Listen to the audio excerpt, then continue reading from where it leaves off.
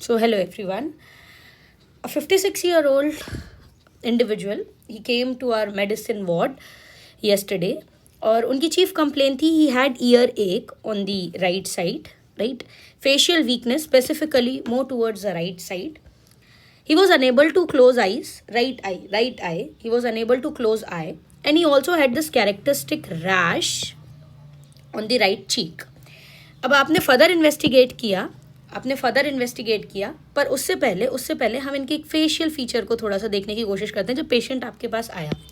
तो जब आप इनके फेशियल फीचर्स को क्लियरली देखते हो तो आपको समझ में आता है कि फोरहेड में जो रिंकल्स हैं उनका लॉस हो चुका है। यू सी लेफ्ट साइड में वो रिंकलिंग दिख रही है, राइट साइड में ऐसे कोई भी रिंकलिंग नहीं दिख रही है। तो इनके कैरेक्टरिस्टिक फीचर्स अपन देखते हैं। पहले अपन को फोरहेड में कोई रिंकलिंग नहीं दिख रही। अभी मैंने आपको बताया ही was not able to close his eyes. Third thing which you can see over here, can you see this rash? Okay, you can see this rash and it even extended behind the ear. ठीक है. Fourth thing, can you see this nasolabial fold on the left side?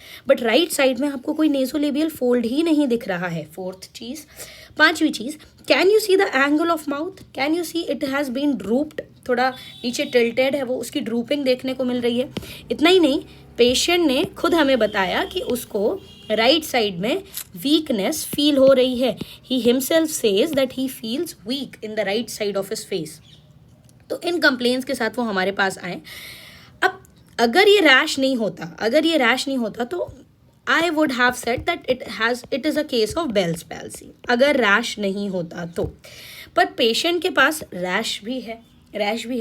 Rash के कारण मैंने further पूछा कि क्या आपको बचपन में चिकन पॉक्स हुआ है? And the answer was yes. उन्होंने बोला कि उन्हें बचपन में माता आई थी, मतलब उन्हें बचपन में चिकन पॉक्स हुआ था. क्वेश्चन नंबर 1 जो मैंने पूछा. Question number 2 which I asked him was this that currently उनकी किसी पुरानी बीमारी का क्या इलाज चल रहा है? तो उन्होंने बोला कि हाँ, कुछ दिन पहले उनको टीबी डायग्नोज हुआ था पर जिसकी वो मेडिकेशन नहीं ले रहे हैं. And that was scotch tuberculosis. Abdomen TB diagnose हुआ था पर वो उसकी कोई मेडिकेशन नहीं ले रहे हैं. इतना सुनने के बाद बेल्स पैल्सी से हमारा सीधे डायग्नोसिस आ जाता है very important syndrome, that is Ramsay Hunt syndrome.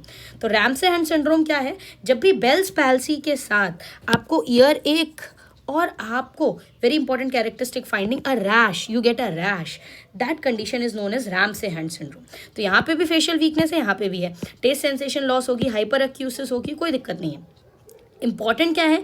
Pen और रैश केवल रैम्से हंट में है, हियरिंग लॉस केवल रैम्से हंट में है, सेंसरी लॉस दोनों में से किसी में नहीं होगा, है ना. क्यों? क्योंकि